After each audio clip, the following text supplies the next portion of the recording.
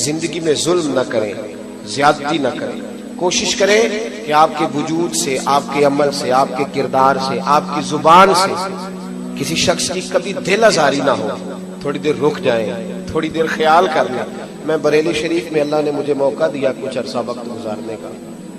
بریلی شریف میں ایک بزرگ گزرے، ان کا نام تھا صدر العلماء علامہ تحسین رضا صاحب۔ یہ اعلیٰ حضرت فاضل بریلوی رحمۃ اللہ تعالیٰ علیہ کے چھوٹے بھائی ہیں نا مولانا حسن رضا صاحب، ان کو استاد زمن کہا جاتا، ان کے پوتے تھے، اور منظر اسلام میں شیخ الحدیث یہی تھے۔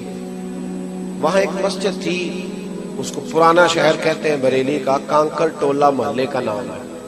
تو وہاں حضرت پانچوں نمازوں کی امامت فرماتے ہیں۔ ایک دن آپ، اصل میں نا ہم نے اپنے بزرگوں کو نہ پڑھا ہے نہ کبھی آگے بیان کیا، اس لیے ہمارے لوگ کہتے ہیں بزرگ وہی تھے جو 600 سال پہلے گزر گئے، حالانکہ یہ رسول پاک کا دین ہے، اس میں ہمیشہ خیر رہے گی، اس میں ہمیشہ اولیاء رہے گی، اس میں ہمیشہ اللہ کے نیک بندے رہے گے۔ وہ علیحدہ بات ہے کہ جب آدمی کے پاس دولت زیادہ ہو، پڑھ لکھ بندہ زیادہ جائے تو پھر سارے اسے اپنے سے چھوٹے ہی نظر آتے ہیں، لیکن اس امت میں ایسا ہو نہیں سکتا کہ لوگ نہ ہوں، ہر دور میں لوگ۔ علامہ تحسین رضا صاحب رحمۃ اللہ علیہ 2008 میں ان کا وصال ہوا، حدیث پاک پڑھائی انہوں نے 50 سال۔ تو عصر کی نماز پڑھانے مسجد میں آئے، اور نماز پڑھاتے ان کو 42 سال گزر گئے تھے اس وقت اسی مسجد۔ نماز پڑھانے لگے تو کہنے لگے یار آپ لوگ بیٹھ جاؤ، یا اس طرح کرو نماز پڑھ لو، میں نے ابھی نہیں پڑھانی، میں تھوڑی دیر کے بعد پڑھوں، تھوڑی دیر کے بعد۔ ہمارے یہاں تو فٹافٹ علامہ صاحب کا شکوہ شروع ہو جاتا ہے نا، 1.5 منٹ، پورا 1.5 منٹ ہی لیٹ آیا، یہ پورا 1.5 منٹ، حالانکہ ان کو چاہیے تھا یہ ایک آدھا گھنٹہ پہلے بیٹھتے۔ ہم تو خیال ہی نہیں نہ کرتے کہ یہ ہمارے اور اللہ کے درمیان وسیلہ ہے، تو اس شخص کی قدر ہونی چاہیے۔ لوگوں نے پوچھا بھی نہیں کہ حضور کیا مسئلہ ہے، کہا حضرت جی 10 منٹ لیٹ پڑھ لیں گے، پڑھنی آپ کے پیچھے۔ تو حضرت صاحب گھر تشریف لے گئے، دوبارہ واپس آئے تو آ کر کے فرمانے لگے کہ میرے دل پہ ایک بوجھ تھا، میں بوجھ دور کرنے گیا۔ حضور کیا ہوا؟ یہ مولانا حسن رضا کے پوتے ہیں، صدر العلماء مولانا تحسین رضا صاحب۔ میں نے ان کے علاج پر پوری کتاب لکھی، الحمدللہ بریلی شریف سے چھپی ہے۔ حضرت تشریف لائے، دوبارہ نماز پڑھائی۔ اب لوگوں کے دلوں میں تجسس تھا، تھے بھی سارے مرید عقیدت مند شاگرد، تو بٹھا لیا۔ کہنے لگے اصل میں نا بچوں کی ماں مجھے وضو کراتی ہے، اور 42 سال سے وہی وضو کرا رہے ہیں۔ آپ کو پتہ ہے وہ پیتل کے لوٹے ہوتے تھے تھوڑے وزنی، تو کہتے ہیں زمانے سے وہی رکھا ہے، اسی سے وضو ہوتا ہے۔ کہتے ہیں آج نا عصر کا جب وہ وضو کرانے لگی تو اس کے ہاتھ سے نا وہ لوٹا پھسل گیا، میرے پیر پہ لگا تو میں نے ڈانٹ دیا، میں نے کہا 42 سال ہو گئے تجھے ابھی تک وضو ہی نہیں کرانا آیا، میرا پیر پہ لگا دیا۔ کہتے ہیں اس بھلی مانس نے پھر پانی بھرا، پھر گزرایا۔ میں جب مصلی پہ کھڑا ہونے لگا تو دل میں خیال آیا وہ پابند تو نہیں تجھے وضو کرانے، پابند تو نہیں، اور تو اتنا بڑا شیخ الحدیث ہو کے ابھی تک تجھے یہ نہیں پتا چلا کہ بڑھاپا آ گیا، اس کی پوتی اور پوتے بھی بڑے ہو گئے، پر وہ خامن کی ڈیوٹی سمجھ کے تیری نوکری کرتی ہے، اور تو اس کا دل توڑ کے سیدھا مصلی پہ۔ بتا اللہ اکبر جب کہے گا تو رب کے سامنے کیا منہ لے کے جائے گا؟ فرماتے میں گھر گیا ہوں اور جا کے میں نے بچوں کے بیچ کھڑے ہو کے اس سے کہا ہے چل اللہ کی رضا کے لیے معاف کر دے، معاف کر دے، غلطی ہو گئی، مجھے نہیں کرنا چاہیے تھا۔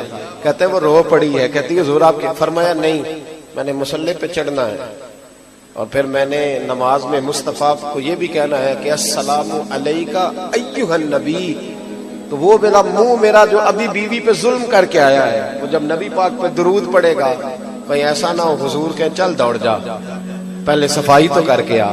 او میرے بھائی، یہ ظلم، یہ زیادتیاں ہماری تیزی سے بڑھتی جا رہی ہیں، لوگ مقہور ہیں۔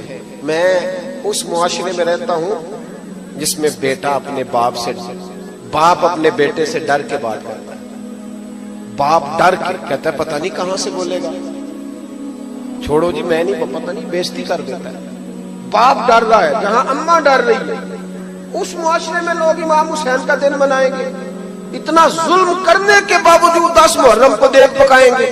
خیال کریں، ظلم جو ہوتا ہے نا، ظلم، وہ ابن حجر نے لکھا ہے کہ ایک پرانا بادشاہ ایران میں گزرا ہے، ایران کے علاقے میں مکران شاہ اس کو کہا جاتا تھا، تو وہ ایک دن سیر کے لیے نکلا، ایک پل آتا تھا، پل کے اس جانب جنگل تھا، اس جانب آبادی تھی، تو پل سے گزر کے وہ جنگل میں سیر کرنے گیا.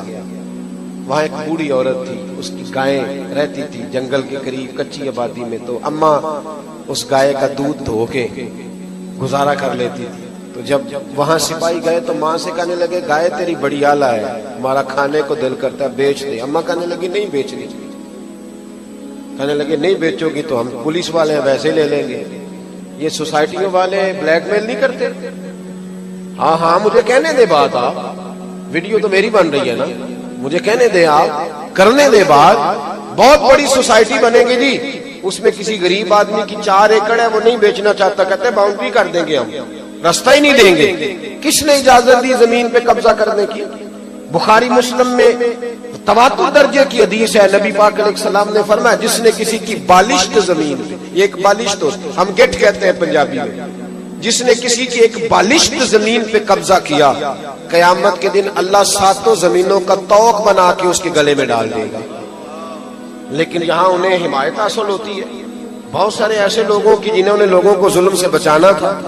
تو اماں سے کہنے لگے اگر تو نہیں دے گی تو ہم لے لیں گے.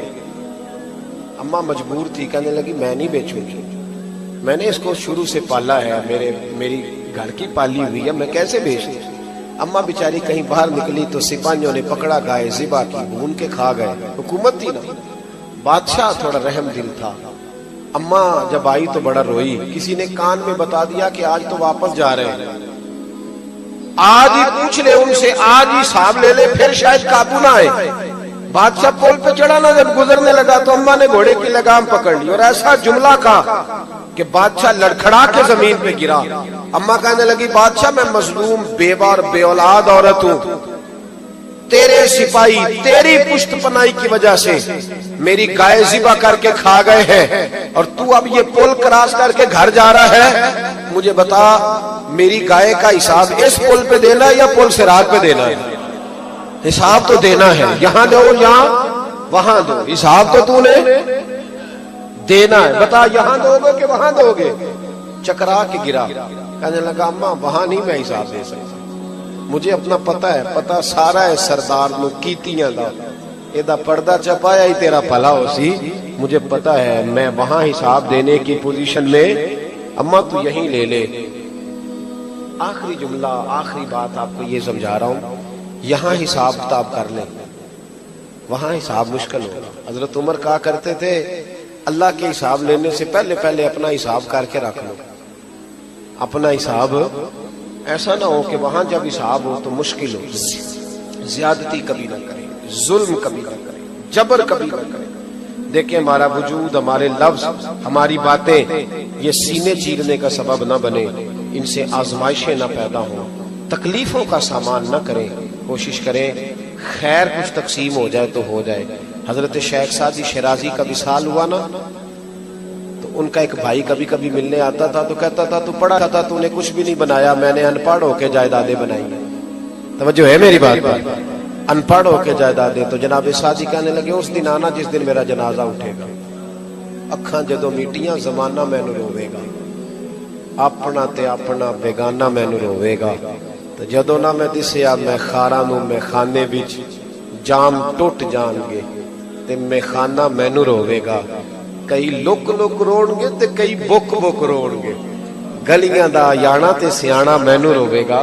اس دن آنا جس دن جناب. وہ شخص کہتا میں واقعی گیا جب بابا جی کا جنازہ تھا، میں نے بچوں کو بھی روتے دیکھا، میں نے غریب عورتوں کو چھتوں پہ روتے دیکھا. ایک چرواہا بکریاں چرانے والا کپڑے گوبر سے بھرے ہوئے اور بابے کی چارپائی چھوڑتا ہی نہیں، اور میں نے اس کو پکڑ کے کھینچا. میں نے کہا تیرا مولوی اور پیر سے کیا تعلق، تیرے کپڑے بتاتے ہیں تو کبھی مسجد نہیں گیا. تو وہ رو پڑا، کہنے لگا یہ میرا بھی مرشد تھا، میں غریب ہوں، بکریاں چراتا ہوں، سارا شہر مجھے کمی کہتا تھا، پر بابا جب میرے پاس سے گزرتا تو گھوڑے سے اتر جاتا، مجھے سینے سے لگاتا، میرا ماتھا چومتا، اور میرا ماتھا چوم کے کہتا اپنے آپ کو کمی، چھوٹا اور حقیر نہ سمجھنا، تمہیں پتہ ہے بکریاں چرانا تو مدینے والے رسول کی سنت ہے، یہ تو نبی پاک کا طریقہ ہے مبارکہ ہے. تو کہتے ہیں 1 منٹ لگاتا تھا بابا، مجھے فرش سے اٹھا کے عرش پہ بٹھا دیتا تھا. تو آج یہ گیا ہے تو مجھے کسی اور کا نہیں پتا، میرا سر ننگا کر گیا. اب مجھے کون عزتیں دے گا؟ بھائی وقار بڑھائیں، عزت دیں، اور عزت کسی کو وہ دیتا ہے جس کے اپنے پاس ہوتی ہے۔ اگر آپ عزت کریں گے تو معنی اس کا یہ ہے کہ آپ صاحب عزت ہے۔ دعا کرتا ہوں اللہ کے حضور جو میں کہہ سکا مالک کو فرمائے، جہاں ہم بھول گئے اللہ ہم سے درگزر فرمائے، آمین۔ آخر